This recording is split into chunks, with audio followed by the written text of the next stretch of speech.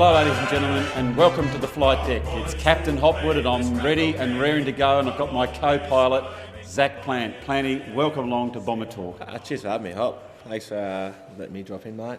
It's fantastic to have you here. Well, it's been an interesting 2 weeks, mate. The last couple we've had two very interesting games. We've gone down and played the Tigers, a very up-and-coming outfit, and then we've also hosted Burnie. But let's reflect on that game against the Tigers. To be blunt, they are a good team on the rise. They've only won one game in their proud history. How did we go into that game? What did we think of that game? They're a very young side and got a lot of talent through their list from looking on the outside perspective. I think we sort of rolled into the game like it was just going to happen. And to their full credit, they come out and played 4 quarters of footy where we didn't, and they took home the gravy.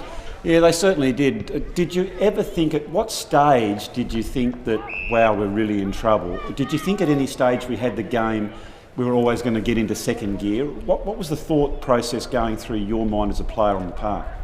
Through my mind, I couldn't see us getting into gear. So if there was no enthusiasm out there, we were flat, and the Tigers really took it up to us, and physical pressure, and we just couldn't match it with them. I was interested in their game plan as well. They really took the game on, I thought. Blokes like Donnelly and young Mackenzie Willis, sorry. Yeah. They were fantastic. They just, if there was someone in front, they dodged, they swerved. If they got caught, they didn't worry. They actually went and tried it next time. And it was a key plan for them. And once they did get close and took the lead, there was an enormous sense of belief in them, I thought. They really just went on from there, so it's a good platform for them, and I guess for us, it's something we have to learn from. Oh, exactly. We need to learn from, when a team is getting the run on against us, we need to learn how to shut down, and I think we were unaccountable for their plays, and they really hurt us, and especially Mackenzie Willis and Donnelly on the back line. They really took the game on and really cut through our lines. Well, they certainly did, and if we go to the scores there, it was the Tigers 11-12-78, defeated Lauderdale 9-16-70. For us, your very good self kicked 2 goals, Bell Chambers a couple, Woodhead, Dunham, McManus, Fife and Heavey. And in our best players, well, I'm sitting with, here he is again, best on ground, your very good self, Stanley, Dunham and Hill. So, we went away obviously a bit flat and disappointed, but rejuvenated with the thought that next week comes another game, and that game was going to be a ripper. It was Burnie coming down. The build-up was very positive, I thought. I was really looking forward to that game. And it was a cracker of an outing, really. We were right with them all the way. Unfortunately, it was that third quarter fade-out. We've had a couple. How did you see that game? I thought we were on top for most of the game. I think the last quarter, the last and the third, they sort of kicked back. I think we had it sort of under control for most of the game. And then, sort of the last quarter, they sort of, just got on top and just sort of rolled over us, and to our, I guess we didn't really throw a punch in the last quarter sort of thing. It was disappointing the last quarter. I mean, I can't question our fitness. I think our fitness is up there. We've had some fantastic support from Drummond this year, so unquestionably we are fit. I think you'll attest to that. It was unfortunate. Some of their blokes like Big Andy Lee at centre-half forward, they don't get any shorter, so he was fantastic and came up, and we just couldn't quite go with them at the end, could we? Nah. I think their list is very well spread, and they got a lot of contributors, especially with the Walters off the half back. They gave them a lot of drive, and with some big tall roosters up front, it's hard to compete. So, where do we go from here? We've got we had the break, of course, last week. I think that we've gone away, we've freshened up, and now we run home for the finals. We've got a particularly big game this week against Hobart City. We're sitting 4 points above them. Obviously, it's a keen one for them to try and close that gap, and for us, it's an 8-point game. It can give us a little bit of breathing space and give us momentum for when we then come back down to take on Clarence the week after. Yeah, well, it's a massive week a massive 6 weeks now for the club, and probably nothing gets bigger than this game this week, just to get some breathing space. But then We just got to sort of look after our own backyard and not worry about what happens anywhere else. That's right. Well, mate, it's been a really tight tussle. Let's just recap those scores. So it was Burnie 14-11-95. Got over the top, as we just said before, in that last quarter with a brilliant performance there by Burnie, 8-10-58. Boscott got a couple, McManus, Holton, Dodge, first game back from the Mariners, Walsh and Cassidy. Cassidy, I thought, his form's been fantastic at centre-half forward. Mate, I come down here a year ago and Cassidy was the big tall rooster. I reckon since being down this year, he's sort of really stepped up, especially with the captaincy role. I agree. He's definitely a leader at the club, and he's taken some nice dukes at the moment, mate.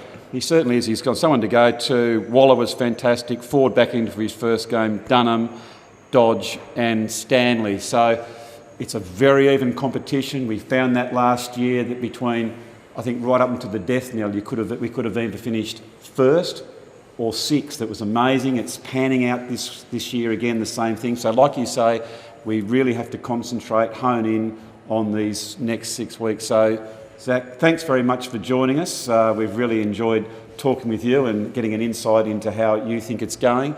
So now, why don't we cross to our House of the Week, courtesy of Signature Harcourt Real Estate. Escape to the sanctuary of your dreams. Discover a new way of life in these serene surroundings. 51 Paroa Court, Sandford features 3 bedrooms, 2 bathrooms, 3 garages and off-street parking for 5 cars with offers over $495,000. This immaculately presented home will satisfy your desire for privacy, comfort and earthly connection. The fastidious owners have renovated with flair, style and function in mind. The new kitchen is dazzling and connects to an indoor-outdoor space, which capitalises on the views and the layout of the home. The separate formal lounge is a great relaxation space.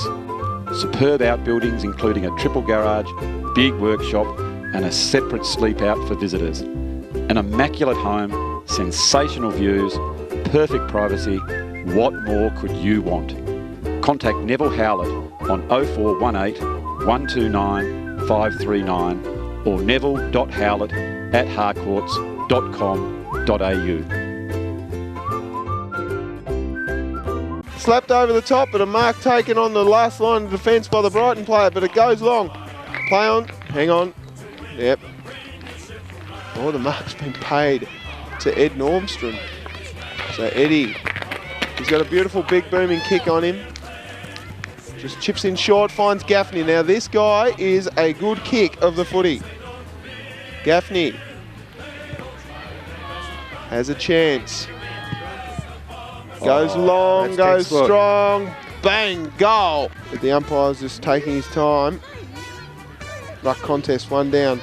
There she is, a great don't argue if you don't mind. Tessa Ma gets her kick smothered there, coming around the corner there over the top. Chance on the back line, wow, Lucas Skelly just sitting in the right place at the right time. We're going to go all the way back. Wait, let's see the goal yeah, first. Yeah, okay, we'll see the goal. Skelly, beautiful, that's a sausage roll. But we'll go all the way back to this ruck contest and watch. Look at that, don't argue. Dustin Martin eat your heart out by Tessa Ma. Get a kick smothered there. Beautiful work by Ryan Banks to just come around the corner and kick it, but here's the mark. Little sneaky push in the back there by Skelly, but a sausage roll all the same. And there she is, look at her. Strength in the contest from Tessa Ma. Well, the junior program is such a big part of the Lauderdale Football Club, and it was fantastic to see the under-10s having a great game against Brighton there at the Gun Oval. Also, the Simon 1 and Simon 2 and the 16 and 18s, congratulations to you guys. I called in and saw the game and it was fantastic to see some very, very good victories. So, as we close out our show this week, there is one big event coming up. This is Saturday night. It's when you take off the jacket, take away the Guernsey, shower up and get the black tie on, because it is the Black and Red Ball. It's the gala event for the season. So we hope everyone enjoys themselves on Saturday night. So as we lead into the big game against Hobart City, good luck to all our combatants in the Lauderdale Football Club. We hope you've enjoyed this edition of Bomber Talk.